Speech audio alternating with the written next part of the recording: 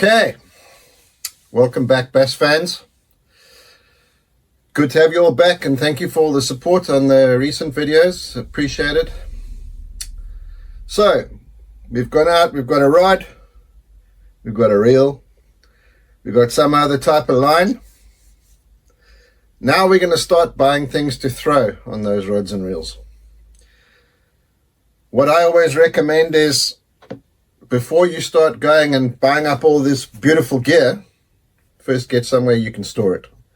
This week's episode, tackle storage. Let's get into it.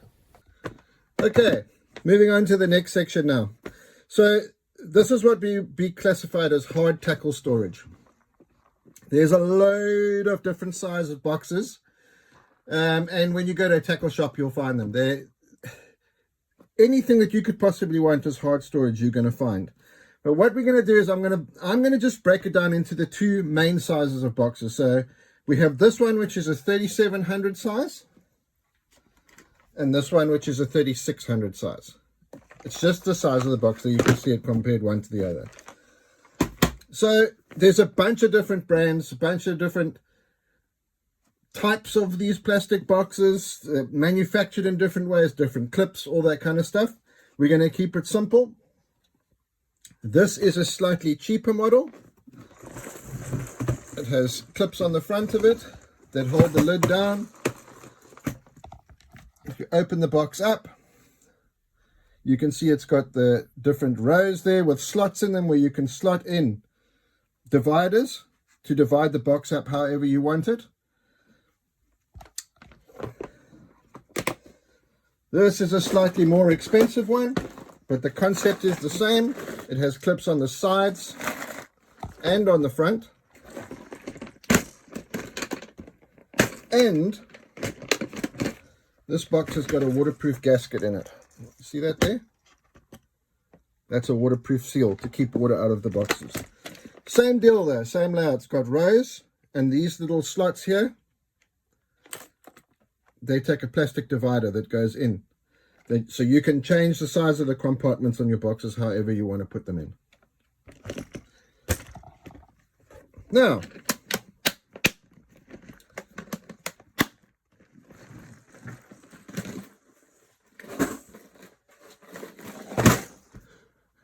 why one waterproof and one not? Well, it's a very straightforward thing. It's a price thing. The ones with the waterproof gaskets in, if you have anything on your baits that can rust, and it's like I always say to you guys, buy the most expensive thing in your budget. For me, these boxes are first price. I spend a lot of time making my baits, and the hooks rust, the split rings rust if you don't dry them off properly once you finish using them. And also, if it rains or you take a wave over the boat, I don't want water getting in my boxes. Baits are expensive. It's different for me because I make my own, but baits are expensive and I don't want them getting damaged. The other side of that equation as well is that if your terminal tackle boxes, your hook boxes, sinkers that have got swivels in them, that type of thing, that stuff rusts. Hooks, swivels, and that type of thing are very expensive. And the tiniest little bit of rain getting into that box, or a wave coming over the boat, or whatever the case might be, it doesn't matter how much you dry that stuff off, you're going to take losses. There's going to be damage. So it's a personal choice thing once again. And I always recommend, you know, when guys are saying, oh, they're starting out fishing and this is the case and whatever it is, if you are going out to buy tackle storage and in your mind you have an idea that is what you would like to focus your fishing on, that style of fishing, buy your storage accordingly. So if it's hard baits, you know, buy good quality boxes, solid boxes that if you want to, you can break up the different compartments in the boxes. Clear lids are always helpful as well, so that you can see. You're going to end up with a bunch of these and you can see what's in the boxes just at a glance. Another good thing to do, which is not done on this box, is you can always just label it over here. if the boxes are going to be stored this way.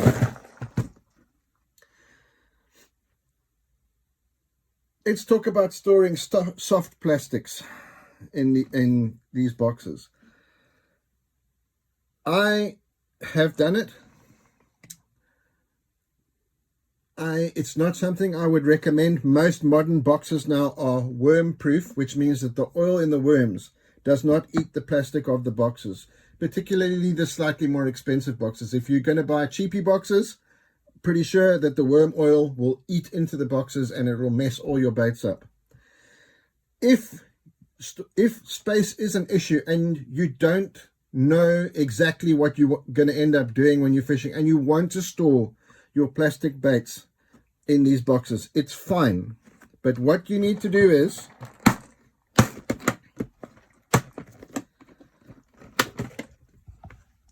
you can see the depth of this box. These shallow boxes like this is a standard size 3700 box, will take one, maybe if you're lucky, 2 packets of worms per row, because you don't want to scrunch your worms up and damage them. You want to lay them out flat. The thing with plastic baits is, particularly when you're looking at light and dark colored baits, you can't store them together in the same compartment. Although most bait manufacturers will tell you it doesn't happen, the colors will bleed into each other. So then you'll have a bunch of baits that are all the same color because the colors have just bled together and spoiled your baits. So if this is the route that you want to go, just be aware. Either you make this box one color, say this is the box that's got all your green pumpkin baits in, or Junebug, or whatever the case might be, or only one color per row. But then I would go for the more expensive type storage boxes, because should the box get flipped upside down, it will bleed.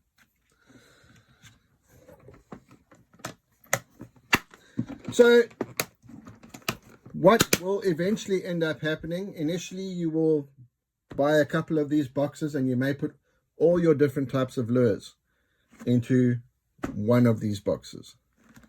But what's going to end up happening, guys, is you will end up buying a box for your crankbaits, a box for your top water, a box for your deep running crankbaits, or whatever the case is. Then you may want to specialize, and you're going to have a box for your deeper running crankbaits, a box for your square balls. There's going to be a lot of these boxes, so plan accordingly. When you're starting out, if you buy yourself a couple of these boxes, you should be able to get enough baits in there to satisfy you for a day's fishing. And that's what we were talking about now with walking the bank. Your planning's got to be a lot better when you're doing bank fishing, because obviously your storage space for carrying your baits around with you all day is a lot more limited. That's where a box like this 3600 box would be beneficial, because you can get a lot more of these into that bag than you can with the bigger size 3700 boxes. So this box is identical to the 3700 box, it's just smaller. So say for example you wanted to have one of these boxes that had your jigs in it, or one of the, you can see that this compartment here is different, so you could get some spinnerbaits in there, or a few crankbaits, a few jerkbaits, a few topwater baits, whatever. This is the type of box that you could get 6 or 7 or 8 in a small bank fishing bag like that one that I showed you guys a little bit earlier. For boat fishing, and I'm going to show you something now which completely contradicts it, but I'll explain it. For boat fishing, I feel that this type of box is best suited, and when I have a boat again one day, it's exactly what I will do, to have one of these boxes for each style of soft plastic fishing. So, and it could even be a smaller box than this. For example, for Texas rig fishing, pitching and punching, you'd have your sinkers, your hooks, your little rubber stopper pegs, whatever the case is, in one box. For drop shot, another box. As we said before, these little boxes can be partitioned up. All of them can be partitioned up so that you can get a bunch of different things into them. So that's a 3600 box, and you can see again, guys, this one has got the rubber seal on it, or probably silicone seal on it, just to keep the water out. These boxes run, I would say, probably around about $8 to $9.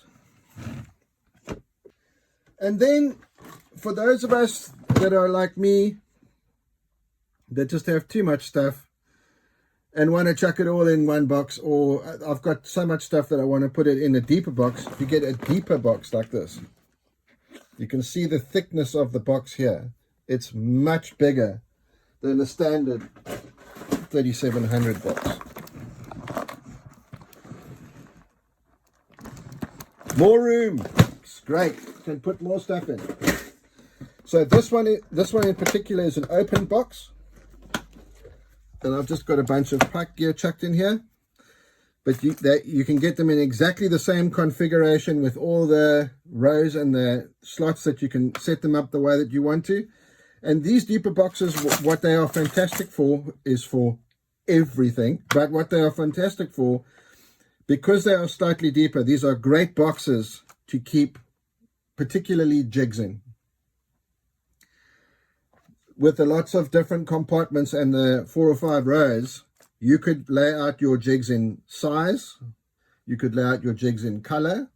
You could lay out your jigs in type if you wanted to. But these deeper boxes are really great for that. Also, if you choose to go this route with putting your soft plastics in, with these boxes you can get way more baits in them. I mean way more baits in them. Whereas with a normal 3700 box, you could probably get 2 packets of baits per rows. You're going to get 4 or 5 or 6 packets per row going in. So if you know you have a bait that's your favorite bait and you use that bait all the time, and on where you're fishing, the fish just eat them, and you know you're going to go through them a lot, this is the type of box you want to have to keep your baits nice and straight and in their various compartments. Now we move on to storage containers which are more specific. So for example, this one here is made specially for spinnerbaits and buzzbaits. They're a lot deeper. They've got they're exactly the same dividers in as the normal storage boxes have, but they've got cutouts so you can hang your spinnerbaits and buzzbaits in them. You can see that with the buzzbaits, they have a longer shaft on them. So you would simply just clip it into one of those and they hang down nicely in the box and keep everything neat and tidy. Once again, if you are like me and you like your spinnerbaits too much, you are never going to be able to have enough boxes to keep your spinnerbaits in.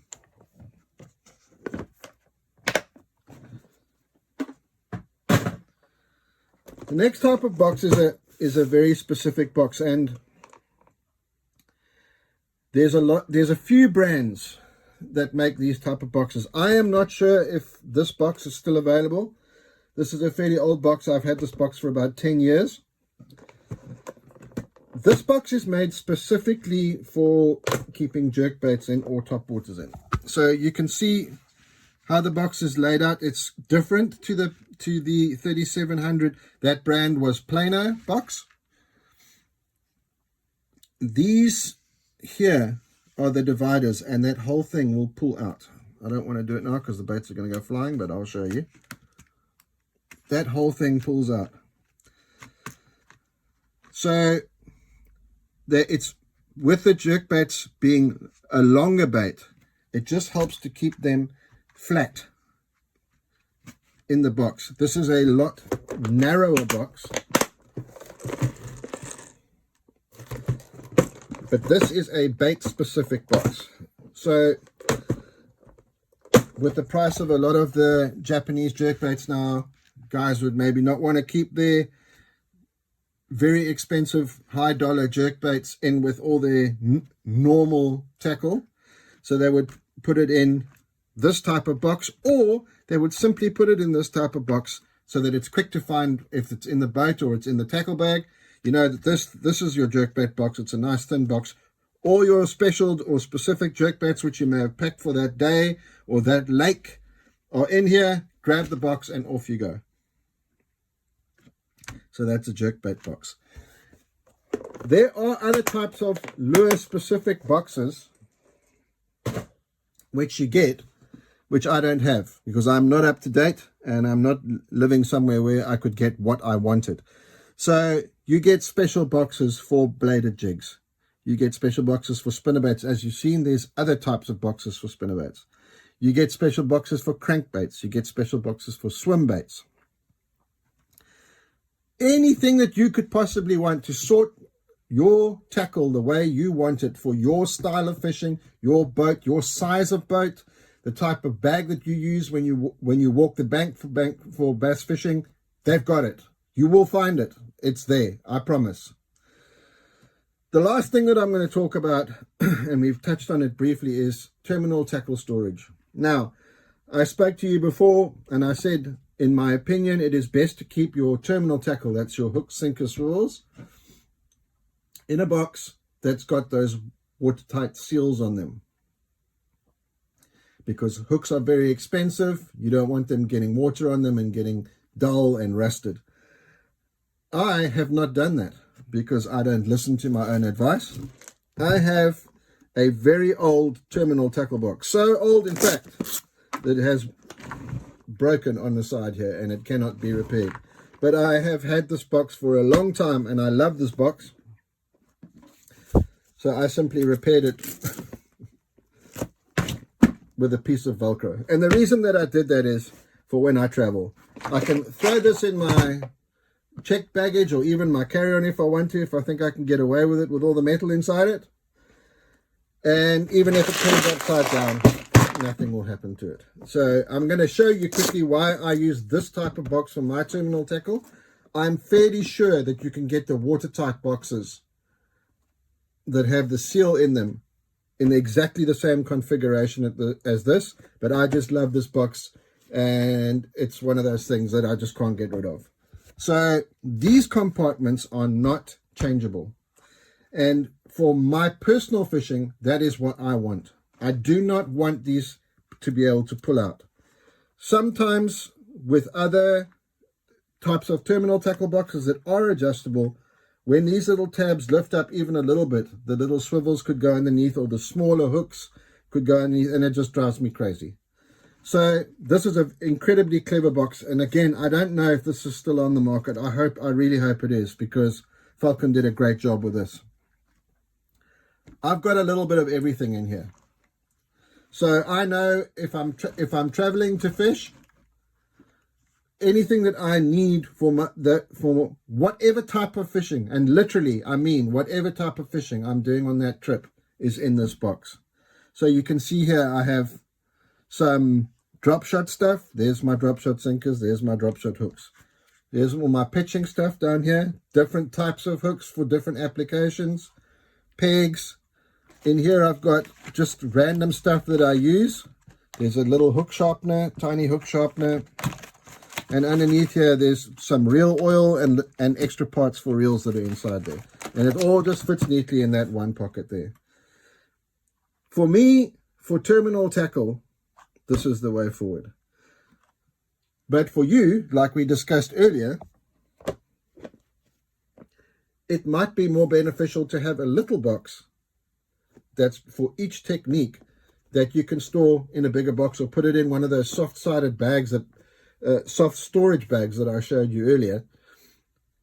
If they're small little boxes like that and they all fit in there, and then that is your tackle, your terminal tackle for your boat or your bank bag or whatever the case might be. There are some more expensive options, and something that I wish I could afford. There's a company called BKK who have come out with a singular box like that has got a load of little boxes inside of the various types of hooks that slot into that box, and that whole box is one hook box. And when you go to buy your hooks off the shelf, the boxes that those hooks come in slot into that box. It is for neat freaks like myself. I'm a bit of a neat freak when it comes to my fishing tackle. There is nothing better than it. It is a fantastically clever system. So I've shown you some of the storage solutions that I have for my tackle. But there are many, many different kinds. So let's go back to the main camera and we'll end it off there. Right, so there you have it. That is tackle storage in a nutshell. There's some type of storage for everybody, regardless of your situation and your budget. You're going to find something that's going to work for you. I encourage you to go out, first consider what you want to focus on in your personal fishing when you are kicking it off. You can always add to it later. Buy the tackle storage that's going to work for you in your situation.